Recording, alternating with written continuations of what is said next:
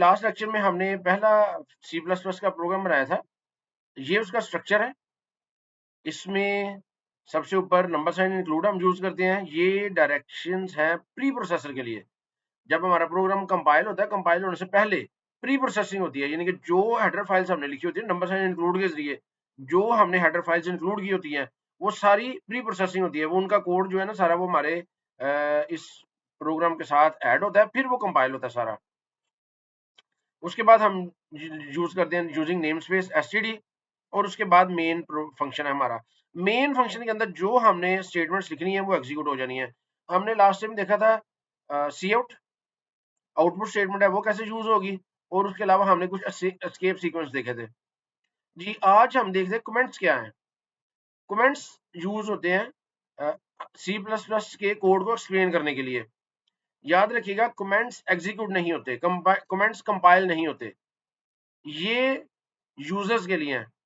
अगर आपने कोई प्रोग्राम लिखा है, फ्यूचर में अगर कोई दूसरा यूजर उसको चेंज करना चाहता है, तो आपने कमेंट्स लिखे होंगे, तो वो उन कमेंट्स की मदद से प्रोग्राम के मुख्तलिफ हिस्सों को समझ सकता है। बल्कि इवन जब आप कॉम्प्लेक्स प्रोग्राम लिखना शुरू करते हैं, तो अगर आपने कमेंट्स नहीं लिखे हुए, तो आपको अपना कोड रीड करने में भी प्रॉब्लम्स पेश आती हैं। इस तरह का इस तरह की प्रॉब्लम मुझे भी 2-3 दफ़ा पेश आई हैं, कि जब मैंने एक प्रोग्राम डेवलप करके क्लाइंट को डिलीवर कर दिया, तो तकरीबन 6 माह बाद उसने उसमें कुछ चेंजेस करवानी थी, और उस कोड को समझने में मुझे प्रॉब्लम पेश आ रही थी। तो ये मेरा एक्सपीरियंस है, लिहाजा कमेंट्स आप जरूर लिखा करें। तो आपको पता लग गया कि कमेंट्स कंपाइल भी नहीं होते, लिहाजा इसमें सिंटैक्स एरर जो होती है ना, वो नहीं आ सकती। कमेंट्स आप दो तरह से लिख सकते हैं, सिंगल लाइन और मल्टी लाइन।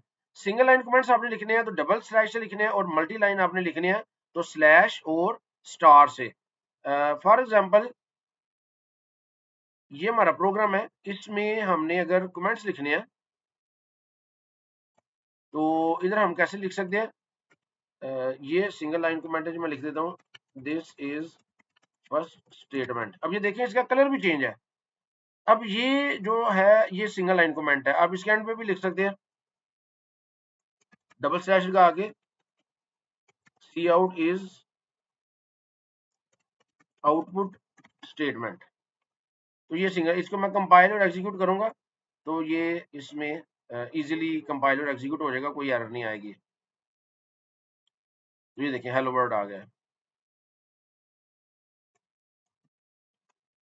तो ये सिंगल लाइन कमेंट है। और अगर आपने मल्टीपल लाइन लिखने हैं, अगर आपने इधर फॉर एग्जांपल कुछ और कमेंट्स लिखने हैं, this is second line of comment, तो अब आपको ये फॉरवर्ड स्लैश हर लाइन से पहले लगाना पड़ेगा। लेकिन अगर आपने 10-12 लाइन लिखनी है, तो बजाय फॉरवर्ड स्लैश आप हर एक से पहले लगाने के, आप क्या कर सकते हैं, आप स्लैश स्टार लगाया। आप देखिए, जो ही आपने स्लैश स्टार लगाया, तमाम कोड का देखिए कलर जो है चेंज हो गया। इसका मतलब ये तमाम कमेंट्स बन गए हैं, तमाम लाइनें। तो इधर हम इसको खत्म करना चाह रहे हैं, तो हम स्टार स्लैश लगाएंगे, तो ये कमेंट्स इधर खत्म हो जाएंगे। तो ये भी एक तरीका है मल्टी लाइन कमेंट्स लिखने का। तो ये दो तरह से आप कमेंट्स लिख सकते हैं। जी, कमेंट्स के बाद हमने देखना कि वेरिएबल्स क्या होते हैं। वेरिएबल्स जो है ना, ये memory variables are memory locations to store data values. आपको पता है कि हमारे जो प्रोसेसिंग करनी होती है वो सीपीयू करता है, और सीपीयू डेटा कहाँ से लेता है, रैम से। रैम से डेटा लेगा, उसमें प्रोसेसिंग करेगा, और रैम के अंदर उसको स्टोर कर देगा। अब अगर आपने डेटा स्टोर करना है रैम के अंदर, तो आपको रैम का स्ट्रक्चर पता होना चाहिए, उसके अंदर कितने सेल्स हैं। ये मेरे फर्स्ट लेक्चर में मैंने रैम के बारे में बताया था कि रैम का स्ट्रक्चर क्या है। तो हर सेल का एक एड्रेस है, आपको पता होना चाहिए कौन सा सेल फ्री है, उसका एड्रेस क्या है। तो ये कॉम्प्लेक्स डिटेल है, इससे बचने के लिए साइंटिस्ट ने बड़ा इजी वे बताया है कि आप जस्ट एक वेरिएबल बनाएं, वो ऑटोमेटिकली उसको अटैच कर देगा मेमोरी लोकेशन के साथ। फिर उस मेमोरी लोकेशन में आप डेटा स्टोर भी कर सकते हैं और डेटा रिट्रीव भी कर सकते हैं। अब जब आपने डेटा स्टोर करना है, किस तरह का डेटा स्टोर करना है, तो हमारे पास डिफरेंट तरह का डेटा है, जिन्हें हम डेटा टाइप्स भी कहते हैं।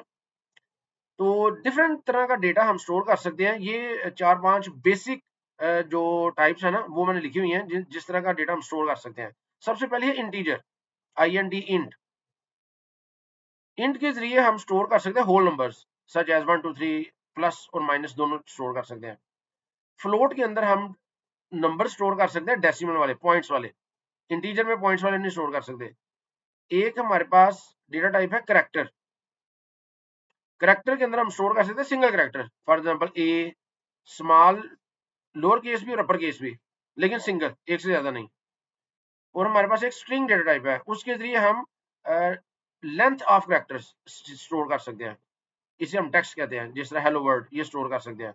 और एक है जी बूल,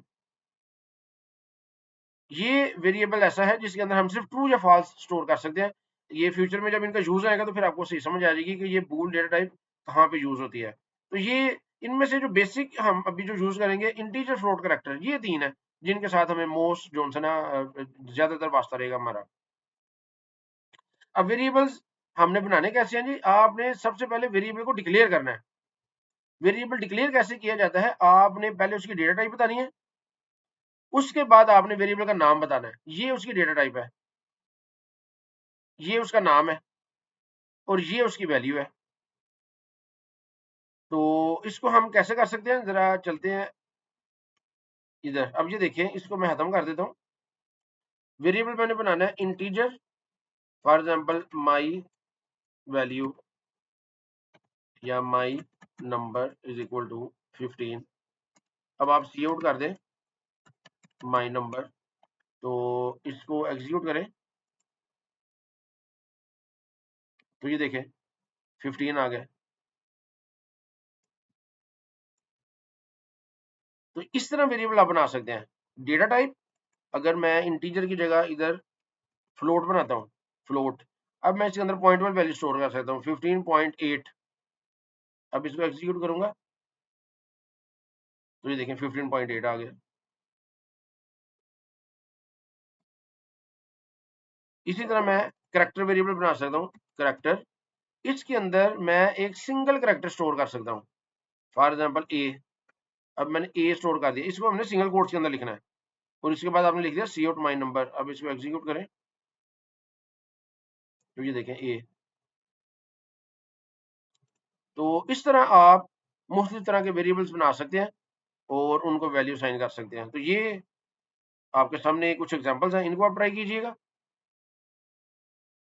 अब ये देखिए, आप वेरिएबल को टेक्स्ट के साथ भी यूज कर सकते हैं, जिस तरह ये देखिए माई एज जो है ना, ये यूज हुआ है, इसको आप यूज कर सकते हैं और इनको हम अरिथमेटिक ऑपरेशंस में भी यूज कर सकते हैं। फॉर एग्जांपल मैं इधर वेरिएबल बनाता हूँ my age is equal to for example 35। अब आप सी आउट करें। अब आप अगर सिंपल लिखते हैं माई एज, तो ये माई एज 35 प्रिंट हो जाएगा, लेकिन मैं चाहूँ इसके साथ टेक्स्ट भी हो, तो आपने डबल कोट्स में लिखना है my age is equal to. अब ये जो पोर्शन है आप चाहते हैं कि ये एज इट इज प्रिंट हो, इसलिए मैंने इसको डबल कोट्स में कर दिया है। उसके बाद आपने वेरिएबल का नाम लिख दिया है, तो अब जो वेरिएबल की वैल्यू ना वो प्रिंट हो जाएगी। इसको एग्जीक्यूट करें, my age is equal to hash. अच्छा सॉरी, हैश क्यों है, आपने करेक्टर लिखा हुआ है, करेक्टर, करेक्टर को आपने वैल्यू साइन कर दिया 35। तो बेसिकली क्या हुआ है कि 35 की के इक्विवेलेंट जो आस की सिंबल है, वो सिंबल इसको साइन हो गई है। इसकी टाइप आपने रखना है इंटीजर, क्योंकि हम इसको न्यूमेरिक वैल्यू साइन करनी है। तो आप इसके बाद भी लिख सकते हैं my age is equal to, ये लिख सकते हैं, या आप लिख सकते हैं आई एम माई एज आ जाएगा। अब डबल कोट्स के बाद आपने लिखना है years old। इसको एग्जीक्यूट करें तो ये आ गया I am is equal to 35 years old। तो आई एम ये इज इक्वल टू, अगर आप खत्म करना चाहे तो खत्म भी कर दें, ये मीनिंगफुल मैसेज बन जाएगा आई एम 35 years old। ये आई एम 35 years old।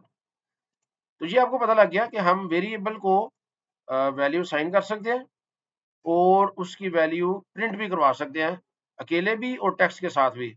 इसके अलावा हमें ये भी पता लग गया कि हम वेरिएबल को अरिथमेटिक ऑपरेशन में भी यूज कर सकते हैं। फॉर एग्जांपल मैं इधर एक num1 बना लेता हूँ, variable num1 is equal to 10 और integer num2 is equal to 15। और मैं इधर लिख सकता हूँ integer sum is equal to num1 plus num2।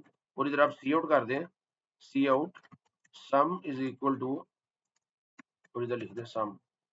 तो इसको आप एग्जीक्यूट करेंगे तो सम इज इक्वल टू 25 आ जाएगा, सम इज इक्वल टू 25। तो आप इस तरह अरिथमेटिक एक्सप्रेशन में भी यूज कर सकते हैं। जी, इसके साथ आप वेरिएबल्स को डिक्लेयर कर सकते हैं, एक से ज्यादा वेरिएबल्स को एक ही लाइन में, जिस तरह ये लिखा हुआ है इंटीजर एक्स वाई जी, ये 3 इंटीजर डिक्लेयर किए हैं और आपने सी आउट में एक एक्सप्रेशन लिख दिया है, वो एक्सप्रेशन प्रिंट हो जाएगा। आप इस तरह भी वैल्यू साइन कर सकते हैं और आप तीनों को अलहदा डिक्लेयर करके इनिशियलाइज अलग से कर सकते हैं, 3 वेरिएबल्स को इकट्ठा इनिशियलाइज भी कर सकते हैं। तो ये दोनों टेक्निक्स आपके पास है, इनकी आपने प्रैक्टिस कर लेनी है। अच्छा जी, ये कुछ रूल्स हैं। अब वेरिएबल का नाम देखिए जी, हमने माई वेरिएबल रखा है, कभी माई एज रखा है, कभी एक्स वाई जी रखा है। तो वेरिएबल क्या क्या हम अपनी मर्जी से कोई भी नाम रख सकते हैं? नहीं, इसके कुछ रूल्स हैं, ये आपने ज़हन में रखने हैं। ये पहला रूल है जी, names can contain letters, digits and underscore. आप नेम जिस तरह num 1 हमने रखा है, अब num वो कैरेक्टर्स हैं और 1 जो है वो डिजिट है। आप इसके अलावा इसमें अंडरस्कोर भी यूज कर सकते हैं, लेकिन नेम जो है ना ये स्टार्ट होना चाहिए या लेटर से या अंडरस्कोर से। आप नंबर से इसको स्टार्ट नहीं कर सकते। फॉर एग्जाम्पल इधर मैं अगर बनाता हूँ वन नम, इधर देखिए मैं क्या कर देता हूँ वन, अब मैं इसको नंबर से स्टार्ट कर दिया है। अब इसको मैं अगर बिल्ड के अंदर जाके रीबिल्ड करता हूँ तो ये देखिए यहाँ पे एरर आ गया है, ये देखिए ये रेड हो गई लाइन और इधर आपके पास एरर आ गया है expected unqualified ID before numeric constant. तो दूसरी एरर क्या है, num one was not declared in this scope. एक पहली एरर है जी लाइन 7 में, दूसरी है लाइन 9 में। अब देखिए जी लाइन 7, ये पहली जो लाइन है वो हाईलाइट हुई है, ये लाइन 9 है। अब देखिए इसमें आपने नम वन यूज किया है, तो याद रखिएगा वेरिएबल आपने डिक्लेयर करना है फिर यूज करना है। अब नम वन हमने कोई डिक्लेयर नहीं किया हुआ, तो वो कह रहा है, ये एरर आ गया जो सेकंड एरर है ना, ये num one was not declare in this scope, कि नम वन डिक्लेयर नहीं किया हुआ। और ये जो पहला वन नम आपने लिखा है उसकी जगह ये है unqualified ID before numeric constant, तो वो कह रहा है कि ये अनक्वालिफाइड आईडी है। तो ये आपने ध्यान में रखना है कि हम नंबर से स्टार्ट नहीं कर सकते। जी, उसके बाद है नेम जो है ना केस सेंसिटिव है, यानी कि my variable my V A R ये डिफरेंट होगा और जो स्मॉल वी के साथ अगर आप लिखेंगे तो ये डिफरेंट है, ये दो डिफरेंट वेरिएबल्स हैं। और नेम्स के अंदर आप ना वाइट स्पेसेस दे सकते हैं ना ही स्पेशल करेक्टर दे सकते हैं, जिस तरह ये देखें एक्सक्लेमेशन साइन है, नंबर साइन है, परसेंटेज है, ये आप नहीं दे सकते वेरिएबल के नेम में। और रिजर्व वर्ड्स को आप वेरिएबल नेम के तौर पे यूज नहीं कर सकते। वेरिएबल्स रिजर्व वर्ड्स हैं, जिस तरह इंटीजर। रिजर्व वर्ड्स क्या है, ऐसे वर्ड्स जो सी प्लस प्लस में जिनका प्री डिफाइंड मीनिंग है, जो हम चेंज नहीं कर सकते, उन्हें रिजर्व वर्ड्स कहते हैं। The words which have predefined meanings in C plus plus, integer, character, float वगैरह, मेन, रिटर्न, तो ये जो है ना रिजर्व वर्ड्स है, तो आप इनको भी वेरिएबल के नेम के तौर पे यूज नहीं कर सकते। इसके बाद हमारा जो टॉपिक है वो है कॉन्स्टेंट्स। कॉन्स्टेंट्स क्या है, एक ऐसी वैल्यू जो चेंज नहीं हो सकती। वेरिएबल क्या है, एक ऐसी वैल्यू जो चेंज हो सकती है, मेमोरी लोकेशन जो चेंज हो सकती है। कांस्टेंट क्या है जो चेंज नहीं हो सकती। अगर आप कोई ऐसी क्वांटिटी अपने प्रोग्राम में यूज करना चाहते हैं जिसको बाद में चेंज नहीं होना, तो उसको आपने कांस्टेंट डिक्लेयर करना है। जिस तरह ये देखिए पाई एरिया, अगर सर्कल का एरिया हमने कैलकुलेट करना है तो वो होता है पाई आर स्क्वायर। तो पाई जो होता है ना ये कांस्टेंट है, ये कभी भी चेंज नहीं होगा। इसको हमने कांस्टेंट डिक्लेयर करना है। कांस्टेंट चूंकि ये पॉइंट वाली वैल्यू लिहाजा हमने फ्लोट लिखना है। Constant float pi is equal to 3.14। अब ये देखिए मैं इसको डिक्लेयर कैसे कर सकता हूँ, मैं इस तरह कर सकता हूँ कांस्टेंट पाई। अब ये कन्वेंशन है, आपने कांस्टेंट जब भी डिक्लेयर कर रहे हैं तो उनको कैपिटल रखना है। कैपिटल रखने से हमें पता लग जाएगा कि ये कांस्टेंट है, फ्यूचर में कहीं भी आपने यूज किया है तो ये एक अच्छी कन्वेंशन है, ऑल दो कंपल्सरी नहीं है, लेकिन गुड प्रोग्रामिंग प्रैक्टिस है और आपने इसी को फॉलो करना है। Constant float pi is equal to 3.14, ये आपने कांस्टेंट डिक्लेयर कर दिया। और आप अगर इसके साथ इधर सिंपल लिख देते हैं सी आउट पाई। अब ये नीचे वाली लाइन मैं कमेंट करना चाह रहा हूँ, मैं चाह रहा हूँ एग्जीक्यूट ना हो, तो मैं इनको कमेंट कर दूंगा। अगर आप डिलीट नहीं करना चाहते तो आप इस लाइन को कमेंट कर दें। अब इसको दोबारा रीबिल्ड कर ले, तो ये देखिए कोई एरर कोई वार्निंग नहीं है। इसको एग्जीक्यूट करेंगे तो पाई की वैल्यू 3.14 शो हो गई है। और अगर आप इसकी वैल्यू चेंज करना चाहें, फॉर एग्जाम्पल आप कहते हैं पाई इज इक्वल टू, आप कहते हैं 5.19, अब आप इसको एग्जीक्यूट करेंगे तो ये एरर आ गया है, यहाँ पे एरर आ गया है, एरर क्या आई है ये देखें, assignment of read only variable. अब वो कह रहा है कि जी ये वेरिएबल तो रीड ओनली है, ये जो पाई वेरिएबल है ये रीड ओनली है। क्यों? क्योंकि आपने इसको कांस्टेंट डिक्लेयर किया है, ये कांस्टेंट, लिहाजा आप इसकी वैल्यू चेंज नहीं कर सकते, तो कांस्टेंट की वैल्यू चेंज नहीं हो सकती।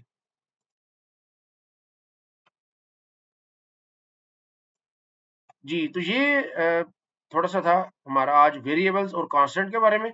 इनकी प्रैक्टिस कीजिएगा, उम्मीद है आपको समझ आ गई होगी। शुक्रिया।